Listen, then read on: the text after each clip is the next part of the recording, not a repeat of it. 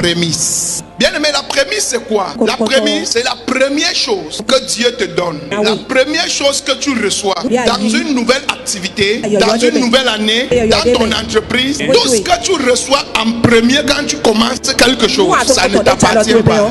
Ça appartient à Dieu. Pourquoi Dieu exige ta prémisse? Parce que Dieu exige la première place dans ton cœur. Si tu mets Dieu en deuxième plan, si tu mets Dieu en retrait, Dieu n'est plus Dieu pour toi. Dieu n'accepte pas la deuxième place. Quel que soit ce que tu entreprends, quel que soit ce que tu reçois, quel que soit ce que tu penses, si Dieu ne vient pas se positionner en tête, toute autre chose que tu vas faire, Dieu ne serait pas dedans. Tu peux être qui, quoi, comment, intelligent, sage, malin, rusé. Si tu ne respectes pas ces principes, à la fin de ta vie, tu vas finir dans les dettes. Qui vole les terrains, arrache les choses, rassemble l'argent. À la fin de ta vie, soit tu vas mourir par un cancer abandonné, soit tes enfants vont tout dilapider, soit tu vas mourir avec les dettes.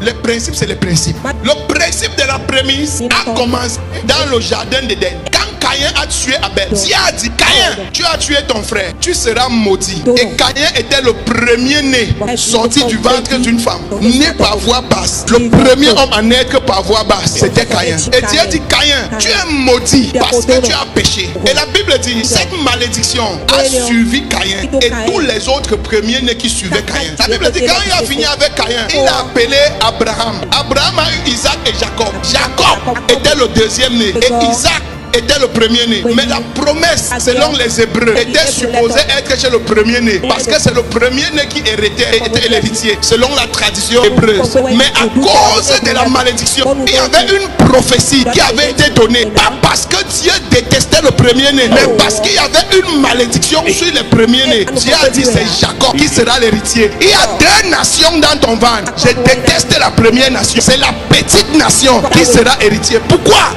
Parce qu'il y avait une malédiction qui pesait.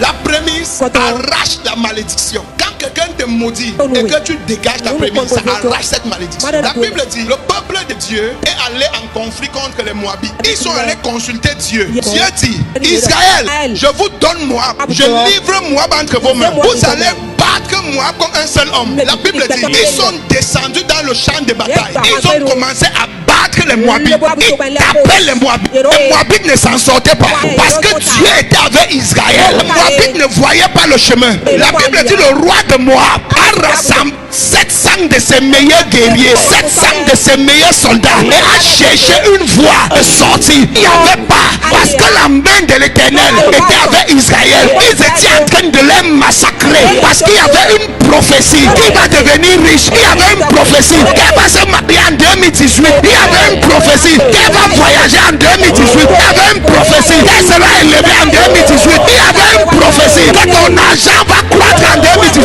Mais écoute-moi, malgré qu'il y avait cette prophétie et que les ennemis se battaient, ils n'arrivaient pas à te bloquer. Tu avançais. La Bible dit: à un moment donné, le roi de Moabit s'est fâché. Il allait prendre sa prémisse. Son premier-né, celui qui devait être successeur après lui, il allait sur la montagne, il a égorgé, il a offert à Dieu. La Bible dit: Dieu s'est retourné contre Israël. On dit que Israël a eu peur et ils ont fui pour rentrer dans leur maison.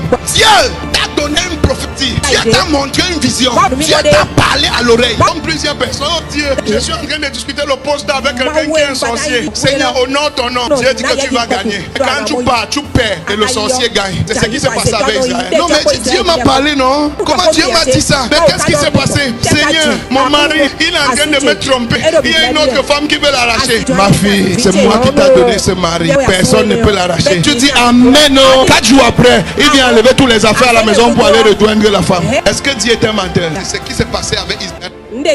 Parfois, quand tu respectes ces principes, pour certaines personnes, ça ne décolle pas une fois, mais ça va décoller. Qu'est-ce qu'il dit dans Malachie 3? Apportez-moi le livre de souvenirs. Il ne parle pas du livre que Jésus va ouvrir au ciel pour les...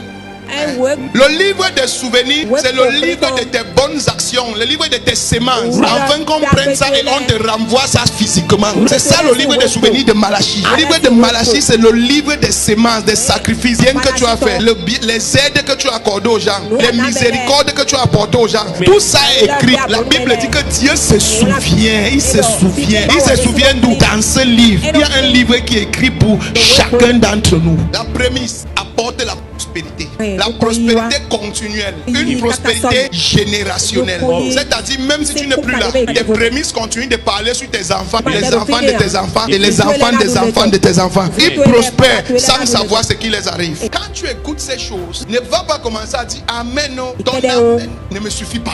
Prends une décision. Tu n'es pas fatigué de chaque jour, j'ai des problèmes de 200 000 pour l'école de mes enfants. Comment je vais faire pour remplacer la roue de ma moto? Ma grand-mère est malade. Tu n'es pas fatigué. Nous avons la vie d'en haut à nous. Nous avons la plénitude d'en haut à nous. L'or et l'argent appartiennent à notre Père. Nous sommes héritiers en lui. Tout ce qui appartient nous appartient. Quand est-ce que tu vas te lever et marcher dans ton héritage? Quand est-ce que tu vas te lever et prendre ce qui t'appartient? Quand est-ce que tu vas te lever? Prends une décision, frère.